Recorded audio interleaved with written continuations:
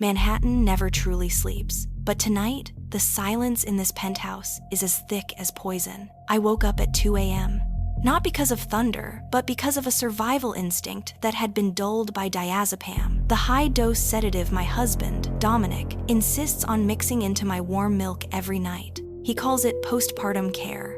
I call it a gilded cage. My body felt like lead, my head spinning as if wrapped in a dense fog, but my heart was racing. An unnamed dread urged me to open my eyes. Dominic wasn't beside me. His side of the bed was cold, a sign he had been gone for a long time. I stumbled into the dressing room. Dominic's trench coat was draped carelessly over a chair. A strange scent, not his usual woody cologne, but a cheap chemical smell mixed with floral powder. I reached into the coat pocket. My fingertips brushed against a plastic, smooth object, a bottle of ultra-potent arousal gel. The packaging featured a vulgar depiction of a Japanese girl, something a sophisticated CEO like Dominic Sinclair would never touch unless he had a secret game to play. My heart tightened. But that wasn't all. His burner phone sat right next to it, the screen lighting up with a notification from an app with a simple calculator icon. Calculator lock.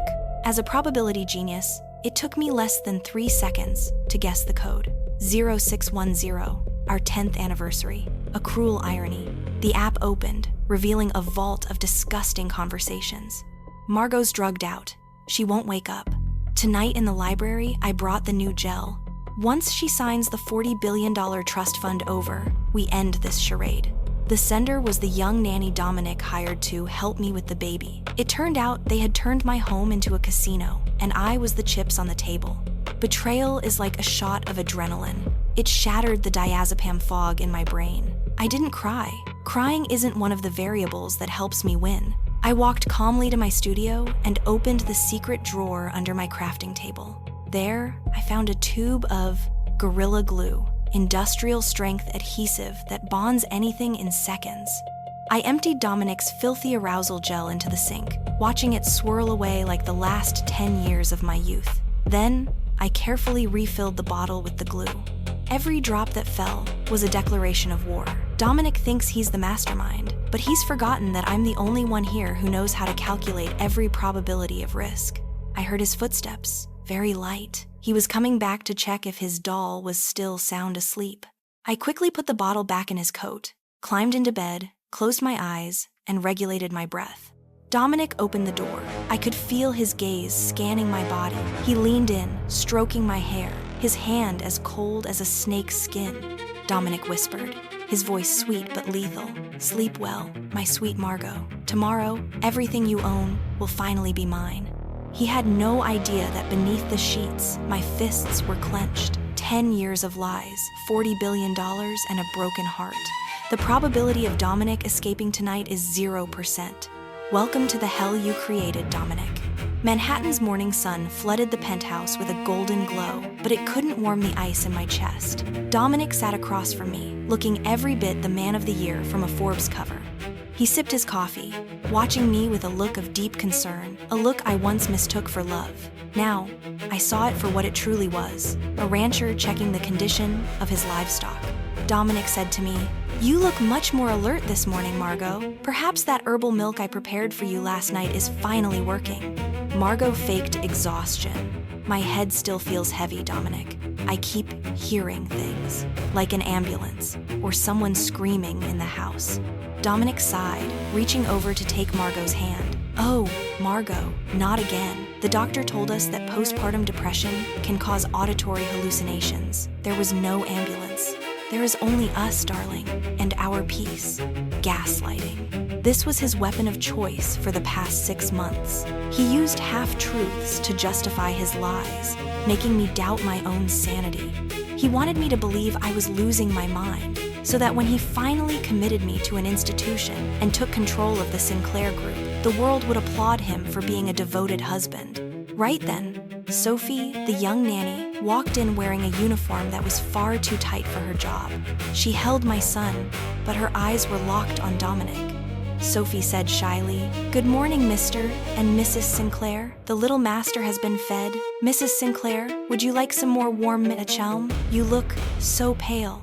A blatant provocation. She knew exactly what was in that milk. Here she was, the woman, sleeping with my husband every night, acting worried about my health. The probability of me standing up and slapping that fake smile off her face was 99%. But that remaining 1%, the patience to win the endgame, kept me in my seat. "Thank you, Sophie. Leave it there. I'll drink it later." The next day, it was only 7 a.m. Dominic stood up, kissed my forehead, and left for the office. As soon as the elevator doors closed, I picked up the glass. I could smell it. The faint, bitter, metallic tang of diazepam. I walked over to the giant monstera plant in the corner of the room. Slowly, I poured every drop of the white liquid into the soil. Margot whispering, "You'll have to suffer for me, just for a little while." I watched Sophie in the kitchen through the reflection of the mirror. She was texting, likely reporting back to Dominic. I pulled out my tablet, hidden beneath the sofa cushion, and accessed the security feed Kaylin had secretly bypassed this morning. In my head, the numbers began to dance. In $40 billion in assets, and 6 months of being drugged, and 10 years of lies. And less than 48 hours until our anniversary gala, where Dominic intended to finish his play. I won't go crazy, Dominic, but I will make you wish you were dreaming. I entered the library, a room filled with thousands of my father's books, and the only place Dominic rarely set foot in because he hated the smell of old paper. Kaylin was already there, waiting. He was tall and stoic, blending into the shadows like a statue carved from granite. For 10 years, Kaylin had been the shadow of the Sinclair family, a bodyguard loyal to the point of being emotionless. I had once doubted him. In my world, loyalty is the most unreliable variable. Dominic had bribed everyone from the chefs to the nannies. So why was Kaylin the exception? "Kaylin, I know you saw me pour the milk into the planter this morning on the security cameras. When were you planning on reporting that to Dominic?" Kaylin stepped out of the shadows. The sound of his leather boots striking the hardwood floor was sharp and authoritative. Kaylin's voice was deep, gravelly, and commanding. "Dominic doesn't own me, Margot. He never has, and he never will have the right to." Kaylin handed me a weathered envelope containing a photograph of my father, with him taken many years ago. On the back of the photo was my father's handwriting, "To protect Margot when I am no longer there, the Argus Covenant." Your father knew Dominic was a venomous snake from the very beginning, but he wanted you to realize this lesson yourself. I am not Dominic's bodyguard. I am a federal agent embedded to protect the Sinclair legacy and your life. For 10 years, I've waited for you to wake up, Margot. And last night, you finally did. A jolt of electricity surged down my spine. It turned out I wasn't alone in this war. My father had calculated the probability of Dominic's betrayal a decade ago. Kaylin was the final trump card he had left for me. Kaylin said, "We don't have much time. The 10th anniversary party tomorrow night is exactly when Dominic intends to force you to sign the final power of attorney before committing you to a psychiatric ward permanently. You need this." This is a pen containing disappearing ink. It looks identical to the high-end ink Dominic usually uses. After you sign, within 12 hours, the entire document will return to being blank sheets of paper. And this is the trigger for the hidden cameras. I've installed them throughout this penthouse. The moment Dominic boastfully declares his victory, every word and every gesture will be live-streamed directly to the board of directors and the FBI database. 12 hours is more than enough for an empire to fall. Dominic wants an unforgettable anniversary party. I'm going to give him a funeral for his own career. Kaylin looked at me with gravity. "Are you ready to become the hunter, Margot?" "What are my winning odds now, Kaylin?" "With me by your side, 100%. The 10th anniversary night. The penthouse has been transformed into a lavish stage, with white orchids and shimmering crystal chandeliers. Dominic stands there in a bespoke tuxedo, looking like a king reigning over his kingdom. But I know better. He is standing on the edge of a deep grave that he dug himself. He approaches me, handing me a glass of water, the same old trick, the familiar dose of diazepam, to ensure his puppet will be obedient for the final act. Dominic said, "You look breathtaking, Margot. Tonight, we lay the final brick for our empire. I've prepared the trust fund transfer documents. With just one signature, you'll never have to worry about anything again. I'll carry the weight for both of us." I feign a stumble, gripping the edge of the table, my eyes unfocused as I look at him. Acting is a game of probability, and tonight, the probability of being caught is 0%. Dominic, I feel so tired. You're right. I can't manage the Sinclair group anymore. Just promise me, you'll take care of me and the baby. Dominic smiled triumphantly, his eyes gleaming with sheer greed. I promise, Margot. I've always taken care of you, haven't I? He pulled a thick stack of documents from his briefcase. It was the total power of attorney valued at $40 billion. He placed his fountain pen down in front of me, but I was prepared. Wait, I want to use this pen. It was a gift from my father. I want to use it for the most important moment. Dominic hesitated for a moment, but his eagerness to seize the massive fortune overrode his caution. He nodded, urging me on. I slowly signed my name on every page. Margot Sinclair. Every stroke of the sharp, black ink appeared vividly on the pristine white paper. Dominic stared at every movement of the nib, like a starving tiger watching its prey. He had no idea that within a few hours, these words would vanish like a broken dream. Dominic grinned from ear to ear. It's done. Finally done. You did well, Margot. Now, let Sophie take you to the bedroom to rest. I have some important guests to attend to. He snatched the documents, clutching them to his chest like a treasure. I watched his retreating figure, smiling bitterly. He thinks he just won the world. In reality, he just signed a death warrant for his own career. The clock begins to count down. 12 hours until the Sinclair empire turns into a pile of worthless blank paper, and only 2 hours until his scream echoes from the library. The hand has been played, Dominic, and you just bet everything on nothing. The moment Sophie led me into the room and closed the door, I bolted upright. Every trace of lethargy vanished. Adrenaline was surging through my veins, incinerating the last remnants of the sedatives. Kalen was already waiting on the balcony. He slipped inside like a ghost with a briefcase full of black market tech.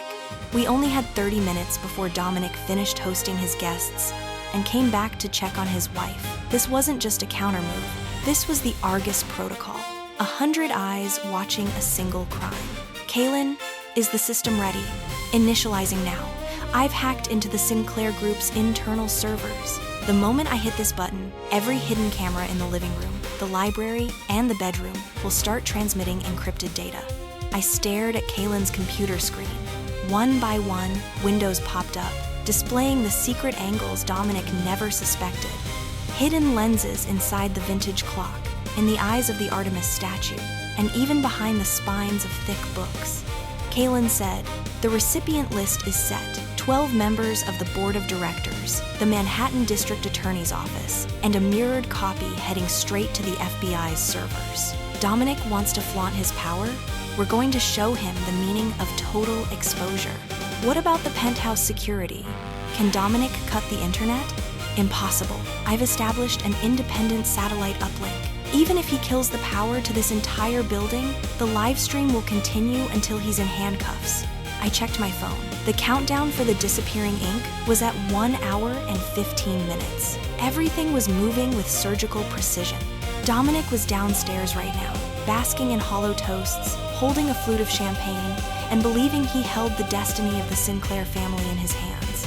He had no idea that every step he took and every word he uttered was being recorded as evidence for his own life sentence. Kalen said, Margot, listen. Dominic is coming upstairs with Sophie. He's going to take those documents into the library to lock them in the secret safe. That's when we activate the live audio. I smiled coldly.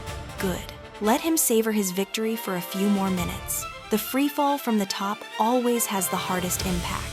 I lay back down on the bed, pulling the duvet over my chest and closing my eyes. The play had reached its climax. The Argus Protocol had opened its eyes, and Dominic's darkness had nowhere left to hide. The party was over. The last guests had departed, carrying with them their admiration for the perfect husband, Dominic Sinclair. He was coming upstairs. I lay motionless, my heart rate steady at 65 beats per minute, a strange calm I couldn't quite explain. Kalen had retreated into the shadows of the balcony, but I knew he was watching everything through the digital screen. Dominic said, "Tonight was wonderful, Sophie. Look at these papers. $40 billion. Finally ours." Margot is sleeping like a slaughtered pig. Diazepam never fails me. You're cruel, Dominic, but that's why I love you. When are you sending your queen to the asylum? Tomorrow morning, the psych ward transport will be waiting at the back entrance, but for now, we have a victory to celebrate. I heard them in the library, just on the other side of the wall. Dominic had taken the arousal gel from his coat pocket, the gel I carefully prepared with Gorilla Glue. In my head, the probability clock began to count down. 3, 2, 1, Dominic screamed. Arr! What is this? Sophie, my hands, your legs, what's happening? Sophie shrieked. It hurts! Dominic, I can't move! It's stuck! You bastard! What did you put on me? Gorilla Glue is no joke. It reacts to skin, moisture, and bonds almost instantly. Dominic and Sophie were now fused to each other and to the expensive mahogany desk in a position of absolute humiliation. Every effort to pull away only tore the skin. I sat up, slowly tightening the belt of my silk robe, and walked out of the bedroom. Good evening, you two. You both seem a little overly attached tonight, don't you think? Dominic and Sophie fell abruptly silent. Only the sound of heavy breathing and whimpers of pain remained. Dominic's voice trembled with terror. Margot, how? How are you awake? Call a doctor. There's something in the gel. I'm burning. Help me. A doctor? No, Dominic. I called something a bit more appropriate. I called the paramedics, the police, and, oh, I almost forgot. I also invited the entire board of directors to this special live stream via the Argus protocol. Every admission of drugging me, every plot to steal my assets that you just told Sophie, it has all been broadcast live. Dominic roared. You! What did you do? You bitch! I'll kill you! You can't kill anyone when you're glued to your mistress and the table, Dominic. The probability of you escaping justice tonight is a flat 0. Happy 10th anniversary, darling. The luxurious library had been transformed into a circus of humiliation. Dominic and Sophie remained fused together on the mahogany desk, their faces distorted with pain and terror under the harsh glare of police flashlights. Kaylin stepped in, no longer the silent bodyguard, but a commanding federal agent in a jacket emblazoned with the letters FBI. Kaylin said, Dominic Sinclair, you are under arrest for attempted murder, illegal possession of Schedule 4 narcotics, and large-scale financial fraud. Anything you say from this moment can and will be used against you in a court of law. Dominic screamed in desperation. You have no evidence! I am the CEO of the Sinclair Group. Margot is mentally ill. She staged this herself. Look, I have the power of attorney. She signed it tonight. Dominic used what little strength he had left to point at the stack of documents on the desk, the papers he considered his final shield. A gloved officer carefully picked up the folder. The officer said, Special Agent Kaylin, this document. It's completely blank. Dominic panicked. What? Impossible. I watched her sign it with my own eyes. Margot, what did you do? I told you, Dominic. I am a genius of probability. The probability of me letting you touch my father's legacy was absolute 0. The ink I used was designed to sublimate to vanish completely after 2 hours of exposure to air. You've been clutching a stack of scrap paper all evening. Dominic stared blankly at the white pages, his eyes going hollow. He had traded his honor, his love, and his entire future for nothingness. Kaylin said, And here is the best part, Dominic. Do you remember the Argus protocol? On the screen was the interface of the Sinclair Group's emergency board of directors meeting. The most powerful faces in Manhattan were staring at him with pure disgust. Every second of the video, him admitting to drugging me, the plot to institutionalize me, and the humiliating scene with Sophie, had been streamed live without missing a single frame. Margot said, The Sinclair Group stock is in free fall, but the board has already voted for your immediate termination. You are no longer a billionaire. You are just a criminal waiting for a trial date. Dominic sobbed uncontrollably. Margot, please, I love you. We can start over. Love me? You loved my fortune. But don't worry, Dominic. In prison, you'll have plenty of time to contemplate that love. Kaylin, take him away. Dawn is slowly breaking over the Hudson River, staining the Manhattan skyline in crimson. After a long night in the dark, the sunlight looks brilliant, yet piercing. The penthouse has now become a crime scene, while I choose to stand here to breathe in air that is no longer tainted by sedatives. Kaylin says slowly, "It's over. Dominic and Sophie have been taken to the Central Hospital under federal supervision. Your lawyers have begun working to void every contract he signed on your behalf over the past 6 months. And the board of directors? They are waiting for you at the corporate office at 9 a.m. They have no choice but to welcome their true chairperson back. You won, Margot. An absolute victory." I look down at my hands. They are no longer trembling. For the past 10 years, I let myself be consumed by numbers and probability charts, forgetting that the most important variable was myself. I let a mediocre man like Dominic deceive me, simply because I believed too much in a so-called home. I touch the wedding ring on my ring finger. This 10-carat diamond was once a symbol of love. Now, it is just a cold piece of rock, a testament to a century-scale fraud. You know, Kaylin, my father was right. Sometimes we have to let the enemy think they've won, so they expose their greatest flaw. Kaylin smiles and says, "Your father would be very proud. The Argus Protocol has fulfilled its mission. From now on, you won't need a guardian in the shadows. I'm keeping you, Kaylin, but not as a shadow, as a partner." The ring disappears beneath the icy Hudson River, carrying away every ounce of bitterness and betrayal from the last 10 years. I don't look back. Behind me are the ashes of a fraudulent marriage. Ahead of me, the Sinclair Group empire awaits its true owner. The probability of a woman who has lost everything being able to stand up and reclaim her kingdom is usually very low. But tonight, I proved that, when you master the game, you are the one who rewrites the rules.